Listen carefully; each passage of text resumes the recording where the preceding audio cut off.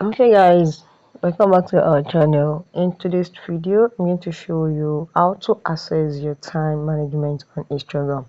You want to see how much you spent on Instagram, how long you spend on Instagram. So let's dive into. Let's open our Instagram. In Instagram, you're going to click on this profile picture here, and after that, sorry, so I'm going to show myself. So after that, click on this profile picture, and then you click on the zero and wait for it to load. Sorry guys.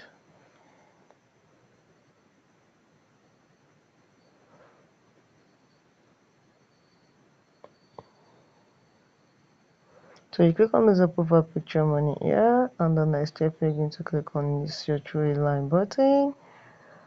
Oh, okay, now so you go back to this your three line. When you click on this your three line button, use it time spent. You can see, click on time spent, and this is it.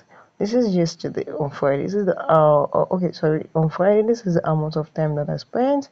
You can see I did not open this on Monday. You can see, so this is today, and this is how long as you're going, as you're staying on the app is going to be increasing this your chart, and you can see, and you can manage your time here. So guys, if you found this video helpful, click the like button, share and subscribe.